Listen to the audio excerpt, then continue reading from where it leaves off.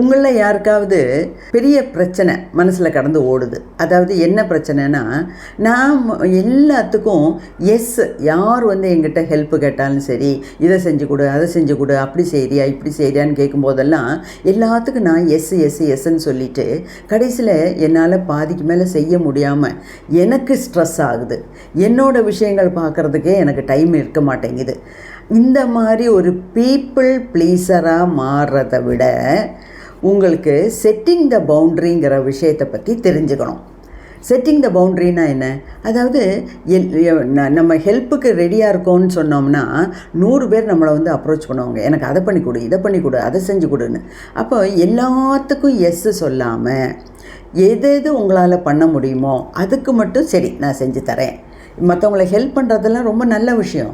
ஆனால் ஹெல்ப் பண்ணி உங்களுக்கு உங்களோட விஷயமே பார்க்குறதுக்கு டைம் இல்லாமல் போயிடுச்சுன்னா கடைசியில் என்ன ஆகும்? உங்கள் மேலே உங்களுக்கு ஒரு வெறுப்பு, எரிச்சல், கோபம் எல்லாம் வரும். கடைசியில் அது பெருசாக இமோஷ்னல் ஸ்ட்ரெஸ்ஸாக மாறிடும். அது ஃபிசிக்கலாக நிறைய ஹெல்த்தையும் பாதிக்கிற மாதிரி வந்துடும். ஸோ எங்கே முடியுமோ அங்கே சொல்லணும், எங்கே முடியலையோ அங்கே ரொம்ப அமைதியாக, மரியாதையாக, பொலைட்டாக நோ அப்படின்னு சொல்ல தெரியணும். இதுக்கு பேர் தான் செட்டிங் த பவுண்ட்ரிஸ்.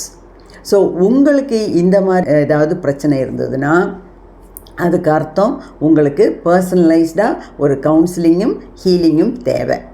ஓகே, ஸோ என்னோடய வாட்ஸ்அப் நம்பர் கொடுத்துருக்கேன்.